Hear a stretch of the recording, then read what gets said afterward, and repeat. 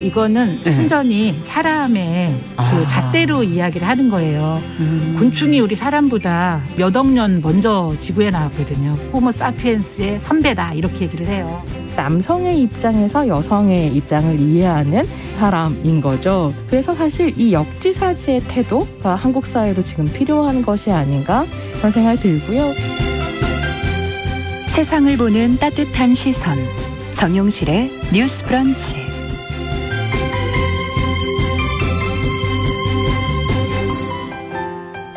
네, 정용실의 뉴스 브런치 이제 2부 문을 열겠습니다. 1부에 뉴스 브런치 생일 기념 퀴즈를 내드렸는데 정답 발표 시간이 다 됐네요. 2019년 오늘 9월 16일에 첫 방송을 한 정용실의 뉴스 브런치. 오늘이 어머나 몇 주년 19년이라고 얘기 다 해드렸네. 몇 주년인지 문제 드렸었죠. 바로 계산해보면 답이 나오시죠. 2번 3주년이 정답이었습니다.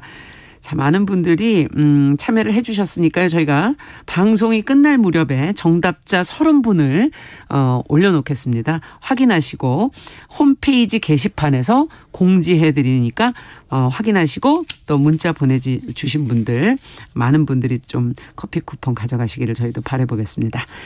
자, 그러면 오늘 초대석 이제 시작을 해보죠. 금요일에는 다양한 분야에서 활동하는 여성들 만나고 있는데요. 국가인권위원회 진정이나 민원을 받는 창구 메일이 아이디를 보니까 HOSO 우리말로 하니까 호소 뭔가 호소 억울한 일을 당하면 누군가가 누구한테 호소를 해야 되잖아요. 호소를 할 때가 있어야 한다는 뜻으로 이렇게 지었다고 하는데 정말 그 느낌이 옵니다. 이곳으로 들어오는 메일을 사실 가장 많이 보고 호소를 들어주시는 분들이 있거든요. 바로 조서관 분들입니다. 최근에 한 베테랑 조서관이 직접 그동안 다뤘던 사건들 이야기를 또 직업적인 애환을 함께 담은 책을 통해서 인권에 대해서 저희가 오늘 다시 한번 좀 생각해 보는 시간을 가져볼까 합니다. 책의 제목이 어떤 호소의 말들이라는 책인데요. 저자인 최현숙 조사관 저희가 모셔봤습니다. 어서 오십시오. 안녕하세요. 네. 방금 인권위원회 메일 주소 얘기를 하니까 호소 이 아이디를 어떻게 정하셨어요? 저희가 이제 국가인권위원회가 2001년도 11월에 법이 생겼고요. 네. 정식 이제 출범을 연말에 했는데요. 그 당시에 막 여러 가지 준비들을 많이 하는 것 중에서 또 진정의 방법들이 다양하잖아요. 직접 오실 수도 있고 그렇죠. 또 저희가 교도소 같은 데서 부르면 가기도 하고요. 또 전화도 하고. 근데 이제 당시에 이제 이메일이라는 수단이 막 생겼을 때라서 이메일 제목을 지었던 게 기억이 나고 누군가 아무튼 호소를 들어야 한다라고 하면서 호소라고 했던 것 같아요. 이야, 그렇군요. 이 아이디가 어떠세요? 지금 보니까 잘 정하신 것 같아요. 네, 제 책 제목도 그래서 어떤 호소의 말들이라고 하는데 사실은 이제 제 책이 나간 다음에 저희 조사관 한 분이 선생님 우리가 진짜 호소의 말만 들어요? 어떤 호통의 말들이 많지 않나요? 사실 좀 그렇죠. 많이 분노하시기도 하고 또 호소를 하다 보면 화도 나고요. 또 호통도 듣고 사실은 그럽니다만 그렇죠. 호소를 듣는다는 것 자체는 굉장히 의미 있는 것 같아요. 의미 있죠. 호통이 되는 이유는 말을 하고 싶은데 할 수 없는 상황이었거나 아니면 너무 억눌려 있었거나. 그러니까 저희가 이제 제가 책에도 썼는데 키오스크 사용하다 보면 막 그 잘 모르면 막 두근두근 떨리고 내가 이거 못하는 거에 그렇죠. 땀이 나죠, 진땀이. 그러다 보면 이제 화가 나잖아요. 맞아요. 근데 사실 관공서나 어디 뭐 법원이든 경찰이든 인권위도 포함해서 호소를 하러 왔는데 저희들이 쓰는 용어는 그분들이 쓰는 용어하고 너무 다른 거예요. 맞아요. 감정을 일단 안 받아주시니까. 육하원칙에 의해서 말해라. 증거를 가져와라 이러면 그렇죠. 이제 쉽게 접근하기가 어렵고 또 그렇지만 또 저희들은 그런 것들이 있어야 이 사건을 처리할 수 있기 때문에 거기서 오는 간극이 있다 보면 이제 호통이 오가죠. 네. 야, 이게 그래요. 참 조사관이라는 업무 자체가 과연 어떤 일을 하시는 걸까? 지금 말씀해 주신 그런 호소만 듣는 거는 아닐 거고 여러 가지 일을 하실 거 아니에요. 저희가 이제 생각할 때는 법과 제도에 인권의 무늬를 새기는 사람. 저는 약간 그렇게 표현하고 싶어요. 인권의 무늬를 새기는 사람. 네. 그러니까 국가 공무원으로 일하는 사람들은 사실 법과 제도를 만들고 그렇죠. 국민의 인권을 보호하기 위해서 다 일을 하는 거거든요. 맞습니다. 비단 인권위 직원만이 그런 건 아니잖아요. 맞습니다. 그런데 저희는 좀 더 적극적으로 이런 많은 제도나 관행이나 법 이런 거에 인권의 무늬를 막 새기고 다니는 거죠. 근데 뭐 큰 칼이 있거나 또는 큰 붓이 있는 건 아니고 약간 삽질하듯이 조금씩 새기고 다니는 사람들입니다. 그래서 바로 지워져 버릴지 모르지만 그래도 계속 하시는 거죠. 계속하는 그런 작업들이고 또 어쨌든 그런 과정들이 좀 진정 사건을 조사하는 걸로 저는 이제 주로 일을 했기 때문에 현장에 가서 사람들을 많이 만나고 또 억울한 사람들이 많은 곳이 어떻게 보면은 뭐 교도소에도 있고 경찰서에도 있고 또 다수인 보호시설 같은 곳이 있기 때문에 저 같은 경우에는 전국의 웬만한 경찰서, 교도소는 다 가본 것 같습니다. 그렇군요.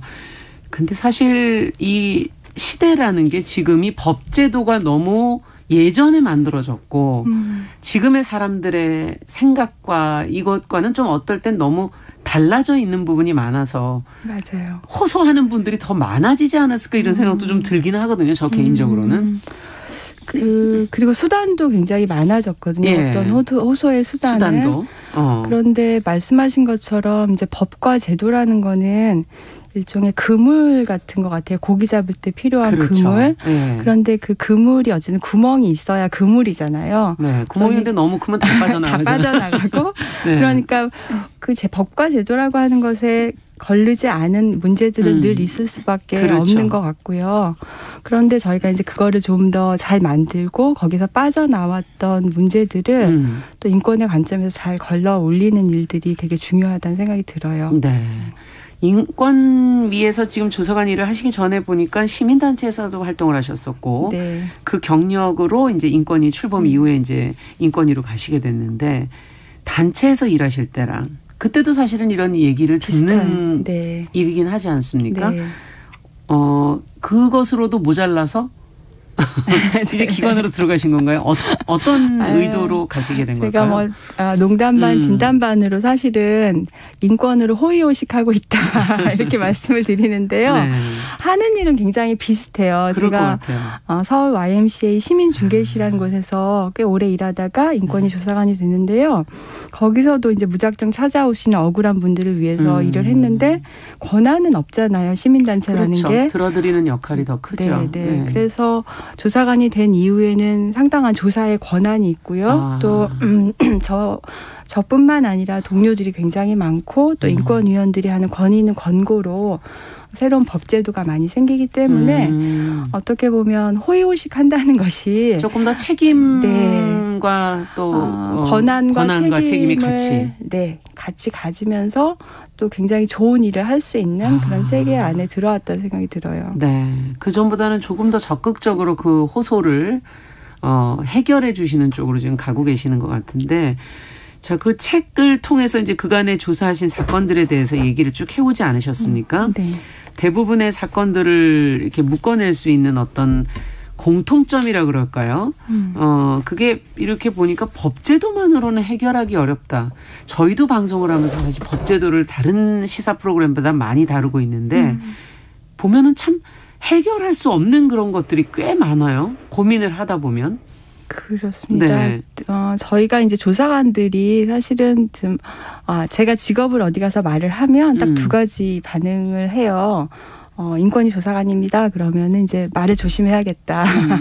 그런 말씀을 하시는 거는 이제 저희가 어떤 것들이 문제가 있으면 문제 제기를 하는 기관이기 때문에 그렇고요. 또 잘 모르시지만 또 인권위에서 좋은 일 하신다라고 칭찬하시는 분들이 굉장히 많아요. 그래서 법과 이제 제도에 관한 건데요. 법과 제도로 문제를 다 해결할 수는 없지만 또 가장 중요하게는 법과 제도가 마련되어 있어야 하죠. 그래서 저희 국가인권위원회에서는 이제 세 가지 업무를 이렇게 그러니까 세 가지 업무가 이렇게 톱니바퀴처럼 굴러가야 하는데요. 법과 제도를 만드는 일이 이제 있고요. 그 다음에 그것을 홍보해서 사람들이 인식을 바꾸게 하는 일이 있고요. 인권 교육이라고 하죠, 그거를. 그럼에도 불구하고 그 안에서 벌어지는 차별과 인권 침해는 생길 수밖에 없으니까 그거를 저희가 구제하는 일들을 조사관이 한다고 보시면 될 것 같아요. 그렇군요. 그 안에서 결국은 어떤 마음의 문제로 이거를 구제하는 거. 네. 뭐 홍보하고 만드시는 일 같은 것은 좀 현실적으로 조금 더 냉정하게 할 수 있는 일이지만 이 구제하는 일은 인권의 마음이라고 해야 될까요? 조사관님의 언어로 표현을 하자면. 네. 저는 이제 인권의 마음이라는 게 뭐냐는 질문을 이 책 출간한 다음에 많이 받는데 멀리 있는 타인들의 고통이 나와 어떻게 연계되어 있는지를 생각해 보는 마음, 뭐 이렇게 제 표현해 보기도 보고 싶고요. 최근에 우리 밥상에 오르는 깻잎, 네. 돼지고기 이런 것들이 사실은 대부분 외국인 노동자들의 값싼 노동력으로 이게 생산이 된다는 사실을 알게 됐어요. 그러면 그분들의 노동이 없으면 이 가격이 훨씬 더 오를 수도 밖에 없고 그렇죠. 또 농촌 경제가 유지되기도 어렵거든요. 맞습니다. 근데 이런 문제들을 연관해 보기 시작하면 예를 들어서 불법 이주민 문제라든가 또는 이주 노동의 현실이라든가에 대해서 좀 더 깊이 생각할 수 있고 또 그걸 안 만큼 그런 제도나 법을 지지할 수도 있고요. 또 쉽게 외국인 노동자는 어떻다라는 편견에서 조금 벗어날 수도 있다고 생각이 내 돼요. 삶과 연결이 돼 있네요. 네, 네. 그래서 그런 마음이 인권의 마음이라고 하면 좀 더 쉽게 말씀을 드리면 저는 약간 이렇게 표현했어요. 제 책에서는 인간을 조금 슬프고 귀엽게 보는 마음 같아요. 그러네요. 인간의 다양한 면이 있잖아요. 굉장히 맞아요. 악랄한 사람, 또 살인을 저지른 사람, 또 책에 등장하는 것처럼 유서에도 거짓말을 남긴 사람도 있고요. 또 도저히 할 수 없는 어떤 범죄를 하고도 또 인권을 주장한 사람들도 있어서 그런 다양한 면들이 공존하는 것들이 사람이라는 걸 보면 쉽게 어떻다, 아니다라고 규정하지 않으면서도 한번 뒤집어 볼 수 있는 마음이 생기는 것 같고 저는 그런 것들을 보는 능력이 인권 감수성 또는 인권의 마음이라는 생각이 들어요. 그래도 어쨌든 인간의 어떤 여러 가지 면이 있지만 그중에서도 약한 부분을 보고 있는 거네요. 그렇죠. 인권의 마음이라는 네, 것은 네. 예, 부정적인 이런 부분보다는 조금 더 긍정적인 부분을 바라보면서 네, 네. 예. 근데 인간이 원래 타인의 고통을 이렇게 연기해서 같이 생각하면서 살아가야 되는 것이긴 한데 우리가 이제 현실 속에서 쉽지 않고 특히 먹고 사는 게 힘들어지기 시작하면 이런 문제들이 항상 뒷전으로 가기 쉬워지고 맞습니다. 지금 현실도 조금 그런 부분이 있지 않나 하는 생각도 한편으로는 좀 들기도 하거든요. 네. 그럴수록 이 문제는 더 직면해서 봐야 되는 거 아닐까? 그래서 사실 되게 먹고 사는 게 어려워지고 사회적 갈등도 굉장히 커지고 그러잖아요. 네, 지금 현재 그렇죠. 네. 그러면서도 사람들이 인권에 대해서 또 관심이 없는 것 같지만 굉장히 사회 문제에 인권적 감수성이 굉장히 높아진 것도 사실이에요. 네. 그래서 어떤 문제를 보면 보이는 것이 다가 아니고 그 너머의 어떤 구조적인 문제라든가 또 제도의 문제라든가 이런 것들을 많이 제기하고 있어서 정과는 변화된 거군요. 그렇죠. 굉장히 그런 인권 감수성이 점점 높아지고 있는 건 굉장한 사실인데 그럼에도 불구하고 사회 경제적으로 여러 어려움이 있잖아요. 그러니까 표면적으로는 그게 굉장한 갈등, 또 을과 을의 대립 이런 것들로 좀 나타나는 경향이 실제로 있는 것 같아요. 네. 이것을 다뤄야 하는 정부라든지 기관에서는 이것이 우선순위가 될 수 없고 너무 먹고 사는 문제가 힘드니까. 하지만 개개의 국민들에게는 이 인권 감수성이 높아져 있기 때문에 맞습니다. 이게 어떻게 보면 갭이 너무 갭이 크네요. 그러니까 학교 제도 같은 것들 보면 저희가 이제 학교 인권 침해 문제를 다루는 아동과 청소년 인권팀이 따로 있는데요. 학교라는 제도가 아이들, 청소년들의 인권의식을 따라가지 못하면서 여러 문제들이 불거지고 있어요. 네. 옛날 방식으로. 네. 근데 학교 현장은 사실 굉장히 많이 변화하고 굉장히 개선이 된 것도 정말 사실이지만 또 아이들은 그보다 훨씬 더 앞서 나가고 있어서 그렇죠. 뭐 핸드폰 같은 것들만 대표적으로 봐도 예, 예. 저희 위원회 이제 학생들이 학교에서 핸드폰을 함부로 선생님이 사용하지 못하게 하는 거. 수업 시간에 안 쓰면 되는데 무조건 학교 하루 종일 가면은 이제 걷어버리고 압수하는 거. 이런 것들이 차별 아닙니까? 인권침해 아닙니까? 라고 진정하는 경우도 굉장히 많아요. 근데 그런 사건을 보면 이제 어른들과 청소년의 인권의식에 굉장한 차이가 있다라는 생각이 들죠. 예. 네. 정말 이 세대가 빠르게 진전을 어떻게 보면 더 발전을 하고 있는 거기 때문에 네. 따라가려면 정말 노력이 필요하겠구나. 네. 조사관으로 일하신 지가 벌써 20여 년 되셨는데 지금 시대적 환경을 지금 둘이서 얘기를 좀 했지만 이게 시대적 환경에 따라 또 다른 것들이 중요해지잖아요. 인권의 네. 문제 속에서도. 네, 네. 제가 처음에 인권위원회 조사관이 됐을 때가 2002년 4월부터 조사를 정식으로 시작을 했는데요. 그때 진정 사건들이 뭐 한 200건씩 막 봤던 때인데 그때 사건의 제목이 뭐 고문에 의한 또는 뭐 부당한 압수에 의한 뭐 폭력에 의한 이런 아주 적나라한 제목들의 사건들이 굉장히 많아서 사회적 폭력이군요. 네, 뭐 영장 없이 체포됐다, 뭐 고문을 받았다 이런 것들도 굉장히 많은 사건들이었어요. 근데 그 당시에는 사실 증거를 찾고 진실을 찾는 것이 조사관의 굉장히 중요한 역할이었죠. 그래서 사실만 확인이 되면 이건 누가 뭐라고 해도 인권 침해다라고 말하면 되는 건데 최근에는 조사를 했는데 이게 진짜 인권 침해일까? 이게 차별의 문제일까 고민되는 사건들이 점점 많아지고요.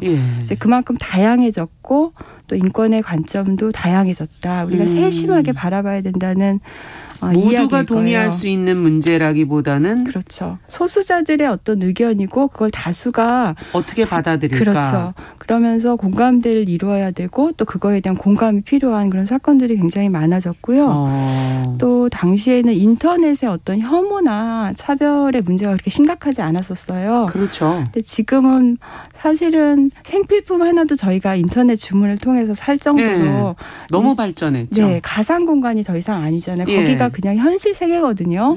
그런데 현실에서는 할 수 없는 혐오의 말을 인터넷에서 너무 쉽게 하잖아요. 그렇죠. 그래서 그거에 대한 새로운 문제들이 굉장히 불거져서 그걸 적극적으로 좀 대응을 해야 될 과제가 있다는 생각이 온라인상에서의 어떤 인권 침해. 이 부분도 상당히 커졌군요. 문제가 다양해지고. 네. 감찰도 해야 되고 현장에서 이제 진실도 이제 밝혀내야 되고 조사와 관련해서 또 때로는 판단도 또 내려야 되는 그런 업무가 아닐까 하는 생각이 드는데 이게 주로 이제 이 문제를 해결하려면 권력기관하고도 얘기를 해야 되지 않습니까? 네, 맞습니다. 그래서 쓴소리하는 기관이거든요. 그래서 과거에 저희 국가인권위에서 어떤 권고를 했을 때 사회적으로 좀 준비가 덜 되었거나 아니면 굉장히 치열한 공방이 되는 주제에 대해서 이건 인권 침해야 내지는 이건 인권이야 라고 말하는 사건들이 굉장히 많아요. 그래서 쓴소리하고 따끔하게 말 안 하는 그런 따끔하게 어떤 회초리를 드는 기관으로서의 인권위가 있는데 그걸 하라고 만든 게 이제 국가인권위원회거든요. 그렇죠. 그래서 국가인권위원회는 뭐 입법부, 사법부, 행정부에 소속되어 있지 않은 독립기구이고요. 독립기구의 핵심은 결국은 독립성인 거죠. 권력의 눈치를 어디에도 그렇죠. 의존되지 않고 어디하고도 결탁되지 않고 독립적으로 어떤 문제를 인권의 관점에서 풀어내고 그걸 당당하게 말할 수 있는 기관이 되어야 하는데 이제 개인인 조사관으로서도 사실은 그런 무겁네요. 게 필요하죠. 그래서 뭐 상급자의 눈치를 본다거나 또 인권위원들의 다양한 의견이 있을 때 조금 사실은 주저되는 부분도 있고 그렇죠. 이런 게 있는데 그런 거에서 좀 더 독립적으로 일할 수 있는 마음 이런 게 굉장히 중요하고 언론하고도 굉장히 비슷하네요. 어떻게 보면. 그렇죠. 네, 맞습니다. 근데 특히 치열한 양쪽의 공방이 있을 경우에 판단을 내려야 될 때 그렇죠. 그때가 참 곤란할 것 같아요. 저희도 어떤 굉장히 중요한 사안에 양쪽이 서로 다른 입장으로 팽팽하게 여론이 있을 때 과연 언론이 무슨 얘기를 해야 할까 고민을 하는 것처럼. 굉장히 그런 문제가 많고 저는 이제 가끔 그런 생각이 들어요. 저희 인권위원회가 오래전에 2000년 초반에 일기장 검사하는 거는 인권 침해다라고 하는 의견을 낸 적이 있어요. 네.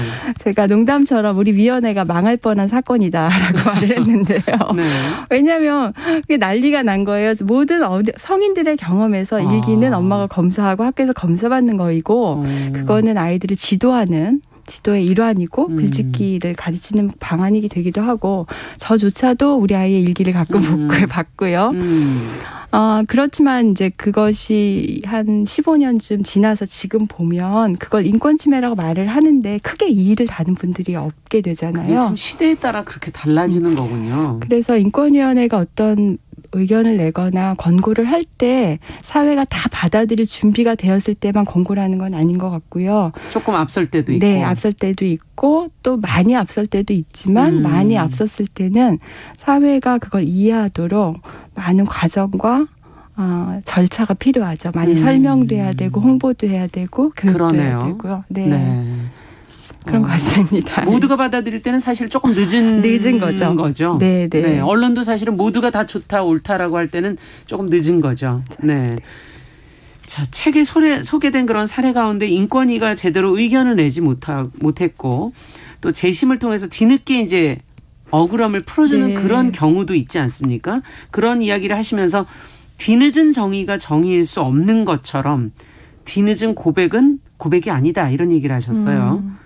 제가 이제 책을 쓴 여러 가지 이유가 있는데 그 중에 하나가 사실은 제가 너무나 오래 일하면서 마음을 품고 미안함을 가졌던 사건 중에 하나가 이거였거든요. 그러니까 16세 약간 직접 장애 청년이 억울한 살인 누명을 쓰고 10년형을 받은 사건이었고 3년쯤 살았을 때 그 진범이 발견이 됐고 인권위가 그거를 조사해서 이 청년의 억울함을 밝힐 기회가 있었거든요. 네. 이제 그런데 그것을 저희가 이제 조사하지 않기로 결정했던 사건이 있었습니다. 근데 이제 그게 김태윤 그 감독이 만든 재심이란 영화도 만들어졌던 그 사건이기도 한데 그 사건에서 물론 3년이 지나서 이미 억울한 옥살이를 하고 있던 상태였긴 했지만 만약에 그때 저나 또 동료들이 조금 더 용감했다면 인권위원들이 그 사건이 발생한 지 1년이 지났다는 이유로 각하를 했을 때 저희가 이건 안 된다라는 얘기를 했으면 어땠을까라는 생각이 굉장히 들고요. 계속 그 생각이 붙들고 있는 굉장히 거군요. 오랫동안 붙들고 있었어요. 그리고 2010년도에 이분이 이제 10년 만기로 출소를 했어요. 그래서 재심의 과정에서도 또 어떤 그 담당 변호사가 저희 위원회 의견을 법원에 제출해달라고 하는 요청서가 왔을 때도 그거는 이제 담당 조사관이 열심히 준비했지만 또 인권위원들이 그걸 하지 않기로 결정했던 사안이 있었습니다. 그런 1년에 10여 년의 어떤 사건들을 보면서 이제 지연된 정의도 정의가 아닌 수 있듯이 제가 생각한 어떤 고백, 미안한 마음도 좀 너무 늦었다 하는 뜻으로. 네, 죄송하다 말씀드리고 싶었어요. 네. 야, 이런 고백은 사실 정말 쉬운 고백은 아닌데, 예, 그렇지만 본인에게는 그 굉장히 중요한 고백이죠. 근데 지금도 좀 미안한, 사실 저희들이 그거 하라고 월급을 받는 건데요. 네. 그러네요. 야, 정말 그 뭐 작은 어떤 배려 아니면 또 신중함 이런 게 있었다면은 또 해결될 수 있는 사건들도 사실은 참 많을 텐데, 보니까 경찰에게 무시당했던 굴비장수 얘기, 뭐 참치캔 2개 절도했다는 혐의를 받았던 노숙인의 얘기, 이런 거는 이거 이렇게까지 가야 되나 이런 생각 좀 들기도 하지 않습니까? 그렇죠. 그리고 이제 제가 생각나는 그 이제 일을 하면서 이제 경찰 사건 조사하다 보면 대부분 범죄자들이잖아요. 그렇죠. 제가 뭐 만나시는 분들이 근데 그 이면을 들춰보면 잘못은 했지만 억울하겠다라는 생각이 드는 사람들이 너무 많았어요. 근데 그거를 제가 품고 있다가 이제 이 책에 담게 된 건데. 이제 저도 사실은 어떤 그런 편견이 있는 거잖아요. 그래서 매일 전화하고 매일 소리 지르고 이런 분들에 대해서는 악성 민원인 이런 생각이 들고 그렇죠. 이제 어느 날 어떤 분을 만나러 갔는데 그분이 저한테 진짜 아침마다 전화하고 말도 안 되는 것들을 계속 보내는 거예요. 경찰서 파출소 하나를 정해서 거기를 매일매일 감시하듯이 찾아가서 경찰관들이 뭐 근무 시간에 TV를 봤다. 제대로 안 하고 있다. 이렇게 이제 하는 거여서 말이 안 된다라고 생각하고 이제 현장에 갔는데 그분이 저를 보자마자 오늘 조사관님을 만나기 위해서 제가 일당을 포기하고 제일 좋은 옷을 입고 왔습니다. 그러는 거예요.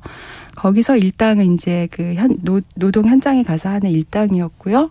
제일 좋은 옷이라는 게 철도 지나고 유행도 지난 낡은 양복이었어요. 그래 그분이 이제 억울한 사연들을 듣다가 보니까 이분이 한 행동 이면에는 사실은 하루 종일 일해서 번 일당을 이제 건덜목을 잘못 건너서 과태료를 부과받는 그런 배경이 있었고 억울함이 있었던 거군요. 그걸 이제 어떻게든 좀 봐달라고 했는데 안 봐줬다라는 거에 기인했는데 어느 날 파출소에서 가서 보니까 법이 그렇게 무섭다고 하는데 이분들이 왜 근무 시간에 TV를 보지? 그렇죠. 나는 이렇게 작은 거로도 이렇게 그렇죠. 힘들어야 되는데. 네. 근데 그런 이야기들이었고 제가 쭉 들었을 때 진정사건을 취하하고 이제 가셨어요. 이제 그런 이야기들이 이 책에 담겨 있어서 저만 아는 이야기잖아요. 이거는 제가 조사관이었기 그렇죠. 때문에 그걸 좀 사람들한테 공유하고 싶었어요. 맞네요. 네. 예. 우리가 그냥 한 번에 그 단순한 편견으로 모든 걸 바라볼 것이 아니라 조금 더 그 사람의 그 맥락을 좀 보려고 하는 그런 노력이 좀 필요하지 않을까 그런 생각이 또 드네요. 야, 어느덧 시간이 다 됐습니다.